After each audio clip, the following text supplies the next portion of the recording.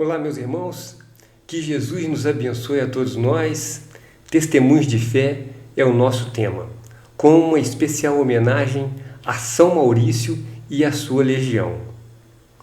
Fé, já nos disse Jesus, remove montanhas.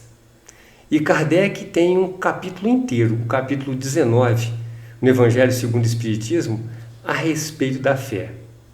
Joana de Ângeles, ela, no livro Jesus e o Evangelho, já nos traz alguma coisa a respeito dessa questão de a fé remover montanhas.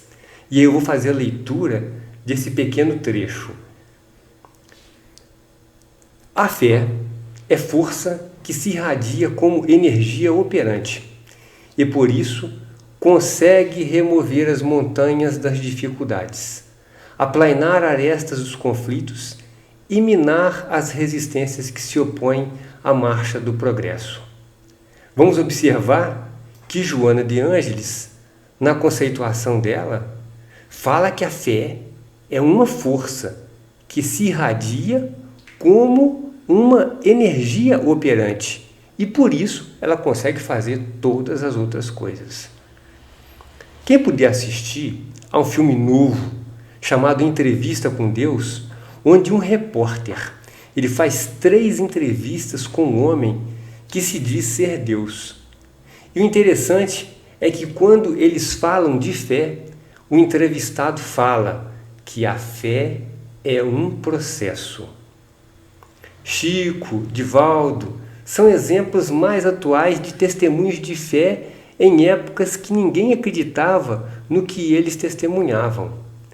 E na história, nós temos vários testemunhos de fé, como Maria Santíssima, os apóstolos, Estevão, Paulo, São Francisco de Assis, mas como não é possível falar de todos de uma só vez, por hoje nós vamos apenas abordar algum desses testemunhos de fé. Os próximos testemunhos são de uma classe que normalmente não se liga os seus componentes com a fé religiosa, mas eles são religiosos também. E o primeiro testemunho que veremos é de um não cristão. E esse conteúdo a gente vai encontrar no segundo livro de Reis, no capítulo 5. E esse conteúdo, ele nos traz a história de Naamã, que era o comandante do exército do rei da Síria, e esse comandante do exército era leproso. Vamos observar que ele era tão bom no que fazia, que mesmo sendo leproso, ele era comandante de um exército, né? E muito considerado pelo rei da Síria, que na época era o rei Ben-Hadad. E certa vez, as tropas da Síria saíram de Israel e levaram presa uma menina que ficou a serviço da mulher de Naamã. Essa menina falou à esposa de Naamã que se ele fosse diante do profeta que estava em Samaria, que era o profeta Eliseu, ele seria curado de sua lepra. Quando Naamã ele ficou sabendo disso, ele foi e conversou com o rei da Síria. E o rei da Síria prontamente enviou uma carta e vários presentes valiosos ao rei de Israel. E a carta pedia para o rei de Israel curar a lepra de Naamã. Quando o rei de Israel leu a carta, ele logo em princípio rasgou as suas vestes, o que na Bíblia significa muita angústia e impotência em resolver aquela situação. E ainda pensou até mesmo que o rei da Síria estava procurando algum motivo para se desentender com ele, caso ele não conseguisse curar a lepra de Naamã. Mas quando o profeta Eliseu soube que o rei havia rasgado as vestes, ele pediu que lhe enviasse Naamã para que ele soubesse que havia profeta em Israel. Então, Naamã foi e parou em frente à porta da casa de Eliseu. O profeta não saiu de casa, mas ele enviou um mensageiro que disse: vai e lava-te 7 vezes no Jordão, e a tua carne será curada e ficarás purificado. Naamã, ele ficou um pouco indignado, pois ele acreditava que o profeta Eliseu iria sair da sua casa, invocar o Deus de Israel e passar a mão sobre a enfermidade e ele seria curado imediatamente. Além disso, ele reclamou que os rios da sua terra, a Síria, eram melhores do que os de Israel. Mas, apesar da sua indignação, os seus servos o convenceram a obedecer o profeta. Aí, Naamã desceu e mergulhou no rio Jordão 7 vezes, e conforme a palavra do profeta Eliseu, foi curado. Sua pele ficou como a pele de um menino. E no livro Quando Voltar a Primavera, o espírito Amélia Rodrigues fala no capítulo 12 que Eliseu, o profeta, quando saiu a ajudar, o primeiro leproso a quem curou foi Naamã. Então, Naamã, após a cura, voltou, ele e toda a sua comitiva, e chegando, pôs-se diante de Eliseu e disse, e agora eu vou ler para vocês, porque é um trecho que está na Bíblia. Eis que agora sei que em toda a terra não há Deus senão em Israel. Olhem só a modificação. Naamã era politeísta e o povo de Israel era monoteísta. Porque nunca mais oferecerá este teu servo holocausto nem sacrifício a outros deuses, senão ao Senhor, e no caso ali ele está falando ao Senhor de Israel. E aí eu vou ler também, é um comentário que Joana de Ângeles faz no livro Triunfo Pessoal. E ela nos fala que a fé religiosa, em sua necessidade de harmonização do ser humano, é uma experiência pessoal e intransferível, que pode ser despertada por outrem, todavia tem que ser vivenciada pelo indivíduo.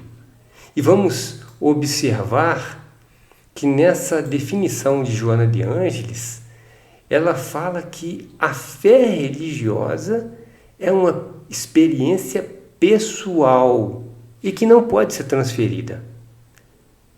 E ela pode ser despertada por outrem, conforme aconteceu no caso com o profeta Eliseu e Naamã. Mas ela fala o seguinte, todavia tem que ser vivenciada pelo indivíduo, conforme aconteceu com Naamã. Porque somente ela sendo vivenciada pelo indivíduo é que ela vai provocar modificações. Então, são testemunhos de fé e esse é o nosso primeiro, né? Agora, o outro testemunho de fé que a gente vai abordar, ele está no Evangelho de Mateus, no capítulo 8. E é exatamente quando Jesus entra em Cafarnaum, quando chega perto dele um centurião e, rogando-lhe, diz, eu vou fazer a leitura porque esse trecho também está já na parte do Novo Testamento. Senhor, o meu criado jaz em casa paralítico e violentamente atormentado. E só para explicar, né, para a gente ter uma ideia, o centurião era uma graduação militar romana que comandava cerca de 80 a 150 homens. Aí, voltando à leitura, Jesus lhe disse, eu irei e lhe darei saúde. E o centurião respondendo disse, e eu vou ler também para vocês, Senhor, não sou digno de que entres debaixo do meu telhado, mas dize somente uma palavra e o meu criado há de sarar. Pois também eu sou homem sob autoridade e tenho soldados às minhas ordens. E digo a este vai e ele vai, a outro vem e ele vem, e ao meu criado faze isto, e ele o faz. E maravilhou-se Jesus ouvindo isso, e disse aos que o seguiam: em verdade vos digo que nem mesmo em Israel encontrei tanta fé. Então disse Jesus ao centurião: vai, e como creste, te seja feito. E naquela mesma hora o seu criado sarou. E aí o padre, Paulo Eduardo Giacomo, ele traz para nós uma reflexão a respeito dessa passagem do Evangelho, e que eu vou fazer leitura para vocês de forma bem sintética, mas que é uma análise que esse padre fez a respeito dessa passagem. O centurião ultrapassa os próprios hebreus. Ele aceita a plenitude do dom de Deus revelado em Jesus Cristo, coisa que os próprios hebreus não criam. E Jesus fica cheio de admiração com este pagão, que não precisa de um sinal tangível, não pretende que Jesus vá até a sua casa, mas acredita imediatamente na bondade e no poder da palavra do Senhor. Mas ele não é somente de grande humanidade, ele também é humilde e tem muita fé. Sua humildade é tanta que ele é capaz de reconhecer a distância que existe entre ele e Jesus. E este centurião ganha a admiração de Jesus. Nós, ao contrário do centurião, corremos o risco de possuir uma fé que busca o tempo todo sinais.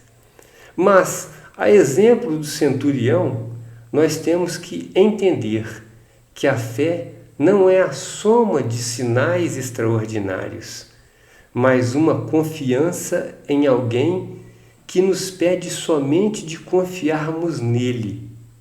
Crer é ter fé, mesmo quando não existem sinais e provas. Muito bonita reflexão, né? São testemunhos de fé. Vamos passar agora para um destes testemunhos que é pouco conhecido e que é o referente ao testemunho de Maurício e da legião tebana. Vamos lembrar também que na época do cristianismo primitivo, um período aí compreendido entre o ano de 33 e o ano de 313 depois de Cristo, os cristãos eles eram muito perseguidos. E para quem não sabe, Maurício ou São Maurício na Igreja Católica, ele também é patrono e guia da Cruzada dos Militares Espíritas, que é o órgão responsável pela manutenção das atividades espíritas dentro dos quartéis das Forças Armadas e também das Forças Auxiliares. E nossa história, ela vai se iniciar exatamente no ano de 286, no final do século III. O Império Romano ainda dominava o mundo conhecido e haviam 2 imperadores. Um deles era Diocleciano, que detinha o título de Augusto, e Augusto era um título de divindade, e o outro imperador era Maximiano, que detinha o título de César, que era um título imperial. Apesar de serem 2 imperadores, o Augusto era maior do que o César. Diocleciano era uma inteligência política e Maximiano era a força militar, era o guerreiro. Maximiano era o governante das Gálias, província romana. E para quem não sabe aonde ficam as Gálias, onde ficavam as Gálias, esse território ele ocupava a França atual, mais a Bélgica, a Suíça e partes da Alemanha e da Itália. E os gauleses, eles não chegaram a formar uma nação coesa, mas se dividiam em tribos que elegiam os seus próprios reis. E aí nós temos duas ligações interessantes, porque quando a gente fala de gauleses, a gente vai lembrar de Galácia e vai lembrar também de carta de Paulo aos Gálatas, né? E a outra coisa é que, conforme diz o Espírito Zéfiro, logo nos primórdios do Espiritismo, né, das reuniões espíritas com Kardec, Kardec havia sido sacerdote do povo celta, cuja denominação de gauleses foi dado por Júlio César quando invadiu a Gália em 58 anos antes de Cristo. E esse Maximiano, no ano de 286, comandando um exército romano, ele transpôs os Alpes e concentrou-se na região chamada Baixo Valais, na atual Suíça, com a missão de sufocar uma rebelião dos gauleses bagaúdas. Esses gauleses bagaúdas, eles eram bandos armados de camponeses sem terra, de escravos, de desertores e também de marginalizados. E era um povo muito fácil de ser dominado pelo exército romano, que era muito organizado, né? Então a gente falou do contexto geral. Agora a gente vai falar mais de um contexto particular. Integrava esse exército romano uma legião composta aproximadamente por 5.000 homens e que era oriunda da região de Tebas, no Alto Egito. A legião tebana já havia operado com muita bravura na Palestina, no Egito, na Síria. Então era uma legião muito respeitada. O cristianismo, ele prosperava nessa população tebana, fazendo surgir muitos eremitas e monges que militaram no cristianismo naqueles primeiros séculos. E aí é que vem uma coisa muito importante. Todo o efetivo da legião tebana era cristão. Alguns documentos vão citar que o capitão Maurício ele foi comandante da coorte auxiliar tebana, que teria aí 480 homens. Mas há outros documentos onde ele é citado como comandante da própria legião tebana, que aí continha cerca de 5.000 homens. O imperador Diocleciano, o Augusto, a divindade, ele de início tolerou o cristianismo e chegou até a nomear alguns cristãos para cargos importantes no império. Mas depois, ele, influenciado por Maximiano, ele promoveu várias campanhas de perseguição aos cristãos.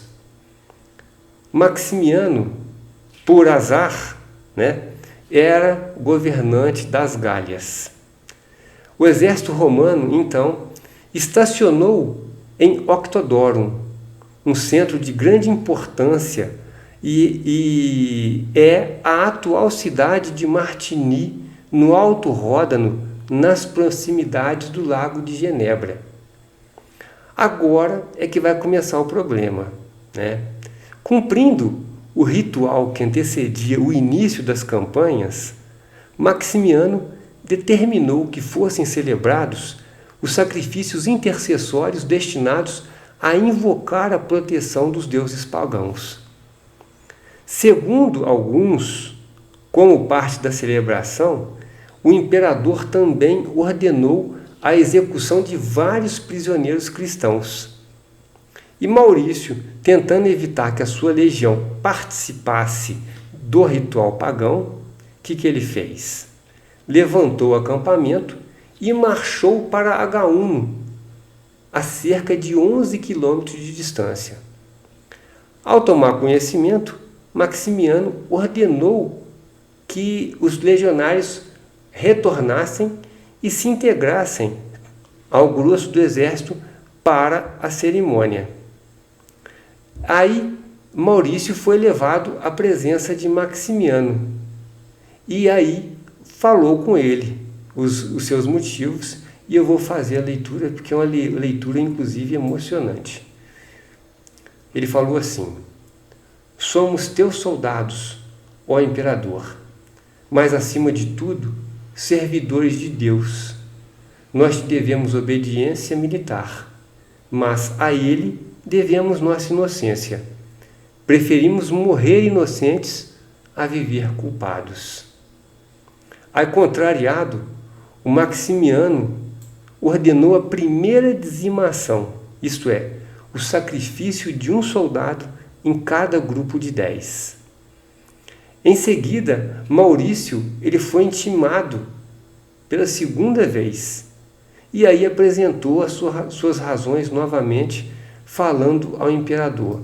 E aí eu vou ler para vocês também, que são outras palavras com bastante cunho emocional, né, principalmente para o momento. Ele fala assim: somos teus soldados, e não menos servidores de Deus. Sabemos perfeitamente a nossa obrigação como militares, mas não nos é lícito ofender a nosso Criador, que é nosso e teu Senhor. Estamos prontos a obedecer a tudo que não contraria a lei divina. Cremos em Deus Pai, Criador de todas as coisas, e em Jesus Cristo, seu Filho unigênito. Fomos testemunhas da morte de nossos companheiros e não nos queixamos, antes com eles nos congratulamos. Tuas ameaças não nos provocam sentimentos ou planos de rebelião.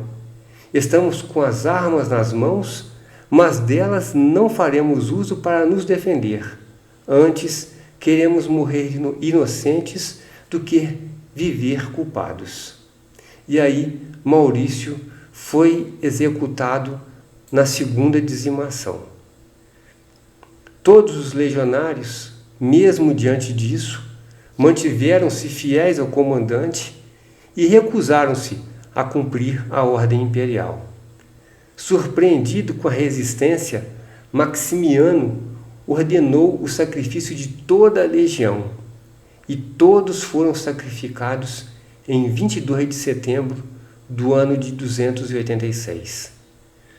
Maximiano chegou a ponto de levar essas execuções até mesmo contra os membros da legião tebana que estavam estacionados em outro lugar na Gália, incluindo a própria Roma.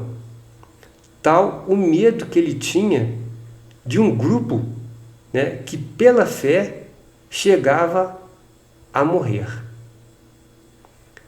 Os despojos dos mártires da legião tebana, eles foram encontrados por volta do ano de 380, numa cheia do rio Ródano, nessa mesma região. E em 22 de setembro de 515, foi inaugurada uma basílica em Agaunum, aquela região aonde eles se afastaram. E aí, os despojos dos legionários foram sepultados, né? No local, o bispo da França, na época São Avito, pronunciou homilia em homenagem a Maurício.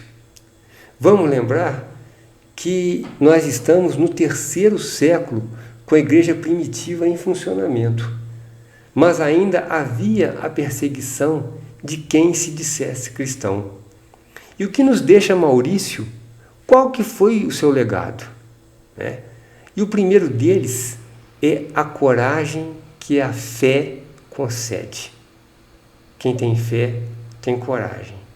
E Jesus disse no Evangelho, está no Novo Testamento, e eu vou ler para vocês. Aquele que me confessar e me reconhecer diante dos homens, eu também o reconhecerei e confessarei diante de meu Pai que está nos céus. E aquele que me renegar diante dos homens, também eu o renegarei diante de meu Pai que está nos céus. Quem quiser conferir, vai encontrar essas palavras em São Mateus, no capítulo 10, no versículo 32. E Maurício ainda nos deixa uma outra coisa, que é o exemplo da fé. E a respeito desse exemplo da fé, José, espírito protetor, no ano de 1862, ele passa para Kardec, né? E essa passagem, inclusive, está no capítulo 19, no item 11, lá do Evangelho segundo o Espiritismo. E José fala o seguinte: a fé sincera é empolgante e contagiosa aos que não a tinham, ou mesmo não desejariam tê-la. Olha só que bonito, porque ele fala que a fé sincera é empolgante e acaba por contagiar aqueles que não têm fé, ou mesmo aqueles que não desejariam ter fé. Aí ele fala mais o seguinte, que eu vou ler para vocês: pregai pelo exemplo da vossa fé para incutirdes nos homens. Pregai pelo exemplo das vossas obras para lhes demonstrardes um merecimento da fé. E com relação a isso, né, eu queria só fazer uma observação sobre esse momento que ocorreu com essa tropa que participava, né, do exército romano. No filme Gladiador, o general Máximos, que foi interpretado pelo ator Russell Crowe, ele motivando o seu exército pouco antes da batalha, isso logo no início do filme, ele diz uma frase importante. Fala o seguinte: o que fazemos em vida ecoa pela eternidade. Será que o feito de São Maurício e de sua legião ecoou pela eternidade? Então, é o seguinte: o eco de Octodorum, que é a atual cidade de Martigny, é um referencial de conduta que mostra o poder da fé, a autoridade da convicção que eles tinham e a força que advém do sacrifício que eles fizeram. E aí, por causa disso, né, aconteceram várias consequências. Mais tarde, Diocleciano obriga Maximiano a renunciar e ele acaba por enforcar-se em 310. O filho de Maximiano, Maxêncio, ele é derrotado e morto em 312, abrindo espaço para a coroação de Constantino. Constantino vai ter uma importância muito grande para os cristãos. Em 313, 26 anos depois do sacrifício da legião tebana, o imperador Constantino ele libera o cristianismo. E aí, quem professava o cristianismo deixou de ser perseguido. Mais à frente, o imperador Teodósio, no ano de 380, ele tornou o cristianismo religião oficial. Em 476, cai o último imperador romano, inicia-se a Idade Média, né? E por que a gente está falando de todos esses detalhes? A questão 788 do Livro dos Espíritos, ela nos explica o destino de impérios como o Império Romano, que a gente acabou de citar, e de tantos outros, né? Qual é o destino desses impérios? E a pergunta de Kardec é a seguinte para os espíritos. Eu vou fazer a leitura aqui. Os povos são individualidades coletivas que, como os indivíduos, passam pela infância, pela idade da madureza e pela decrepitude. Esta verdade, que a história comprova, não será de molde a fazer supor que os povos mais adiantados deste século terão seu declínio e sua extinção como os da antiguidade? Aí Kardec recebe a seguinte resposta dos espíritos: para os povos, como para os indivíduos, há a vida da alma. Os povos cuja grandeza unicamente assenta-se na força e na extensão territorial nascem, crescem e morrem, porque a sua força se exaure como a de um homem, e aquelas cujas leis egoísticas obstam ao progresso morrem. Mas os que se harmonizam com as leis do Criador viverão e servirão de farol para os outros povos. Muito bonito, né? Uma resposta maravilhosa. E foi o que aconteceu com o Império Romano, né? Quem se lembra de Diocleciano, de Maximiano e dos outros que nós citamos aqui agora como autoridades? Ninguém, né? Mas São Maurício já teve um outro destino. São Maurício é um dos santos mais populares da Europa Ocidental. Há mais de 650 lugares sagrados que levam seu nome somente na França. Há mais de 70 cidades que levam o nome dele. E a Igreja Católica acabou por canonizá-lo como primeiro santo negro. Inclusive, Maurício, o significado é mouro negro. Mas aí ainda tem uma ligação com o Brasil e que a gente vai entender agora. Em 11 de abril de 1945, Maurício foi indicado mediunicamente como patrono e guia da Cruzada dos Militares Espíritas. Vamos lembrar que essa data, 11 de abril de 1945, era quase o finalzinho da Segunda Guerra Mundial. E aí ele é indicado mediunicamente como patrono e guia de um novo segmento espírita que estava sendo erguido, que era a Cruzada dos Militares Espíritas. Maurício, ele é o ministro da paz de Ismael. E todo mundo sabe, né, que Ismael é o anjo espírito que preside os destinos do Brasil. Maurício, ele exerce ação pacificadora sobre as Forças Armadas e nas crises internas do nosso país. Então ele tem uma importância muito grande para todos nós. E aí vem também uma observação sobre esses santos, esses mártires que a gente acabou de citar, né? E tantos outros também que passaram na época do cristianismo primitivo, né? E também até depois disso, na própria Idade Média.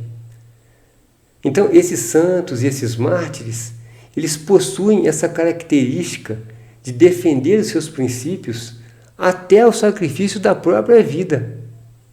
O que os identifica é o destemor, o heroísmo e a persistência no bem. Dessa forma, Maurício e os seus comandados, eles passaram à posteridade como mártires do cristianismo. Nossa homenagem, Ave Maurício. São testemunhos de fé. E no livro No Rumo do Mundo de Regeneração, um livro recente, né, uma psicografia do nosso irmão Divaldo Franco e de autoria do espírito Manuel Filomeno de Miranda, o autor, né, o Manuel Filomeno de Miranda, ele indaga ao Francisco Spinelli, que era o responsável pelo grupo de trabalho deles, um fato que ele havia observado desde a chegada à instituição em que eles se encontravam alojados. Ele notara uma particularidade especial. Qual que era essa particularidade? A presença de muitos espíritos dedicados ao bem que foram na Terra os inesquecíveis templários. Aí ele obteve a explicação e passou para nós, e eu vou fazer a leitura para ser bem fiel ao que ele explicou. Por volta de 1119, um grupo de 6 cavaleiros, sob as bênçãos do governador de Jerusalém, reuniram-se para trabalhar em favor das pessoas sofredoras e para protegerem a cidade, na condição de humildade e de pobreza. Posteriormente, por volta de 1128, foi apresentada no Concílio de Troyes a Ordem dos Pobres Cavaleiros de Cristo e do Templo de Salomão. Envolveram-se em diversas batalhas e eram constituídos por cavaleiros europeus e monges com formação militar. Eles foram poderosos, o que despertou inveja em alguns países, que passaram a temê-los e a persegui-los, como ocorreu com Filipe IV da França, que os prendeu e mandou queimá-los em 1307. Por sua vez, o Papa Clemente V não ficou lá atrás, não. Ele resolveu dissolver a ordem, acusando seus membros de perversões sexuais, feitiçaria e outras aberrações para a época, e aí eles foram queimados vivos e a ordem encerrada em 1312. Havia abusos do poder e da conduta, em razão da ignorância e da intolerância medieval, mas alguns eram profundamente devotados à causa do Cristo e à libertação de Jerusalém. E agora, gente, vem uma parte muito importante para nós, tá? Que somos espíritas e que trabalhamos nas instituições espíritas. Então, Manuel Filomeno de Miranda, ele nos fala o seguinte: renasceram muitas vezes tentando restaurar a fé, e na atualidade vemos muitos deles à frente de respeitáveis instituições de caridade iluminadas pelo Espiritismo e a verdadeira fé raciocinada. E outros deles permaneceram no mais além, vinculados aos seus cômpares que estão no mundo e tornam-se protetores desses abençoados núcleos de amor que atendem com coragem, abnegação e renúncia, tal como aquele em que eles se encontravam. Aí ele ainda completa aqui: a sociedade na qual nos encontramos tem as suas raízes nas obras de São Francisco de Assis e de Hugo Penhens, um dos fundadores da Ordem dos Templários. Eis porque o apoio dos templários desencarnados é muito grande, cooperando sempre que se faz necessário em favor da divulgação e vivência do Evangelho de Jesus. Através da história, eles sempre estiveram auxiliando desde a erraticidade, auxiliando os trabalhadores do bem e investindo na dignificação da crença e no trabalho de libertação das paixões humanas.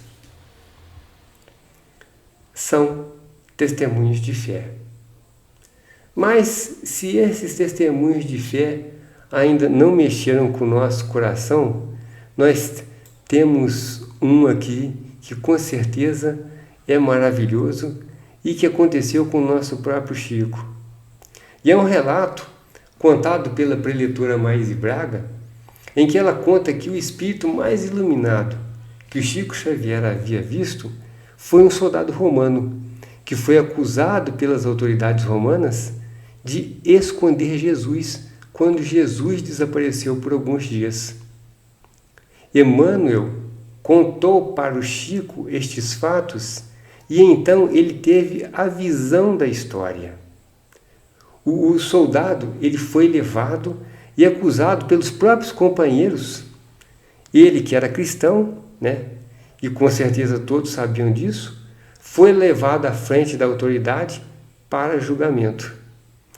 E, desassombrado como todo jovem de 18 anos, conforme fala Maíse Braga, quando ele foi perguntado onde estava Jesus, o soldado imediatamente respondeu: queres encontrar Jesus? Ele está aqui, no meu coração. E sem pensar duas vezes, a autoridade disse: ah é? Então arranquem-lhe o coração. Ali mesmo os outros soldados pegaram uma faca e arrancaram o coração dele, e ele cai morto. Quando Emmanuel contou a história para o Chico, de repente o Chico ficou cego dentro do quarto onde eles estavam. E ao ver porque ele estava cego, ele viu o jovem soldado no quarto dele. E a luz que saía do peito do rapaz, no local do coração, era tremenda, que o Chico olhou pela janela e todo o quarteirão, até onde a vista alcançava, estava iluminado com a luz dourada, extraordinária. O Chico dizia que foi o espírito mais iluminado que ele havia visto em toda a sua vida, porque ele havia tido o próprio coração arrancado, porque ali era a morada de Jesus. Testemunhos de fé. E o testemunho de fé do cristão de hoje. No livro Segue-me, que é um livro maravilhoso, de autoria de Emmanuel, ele dá alguns recados para nós espíritas nesse momento.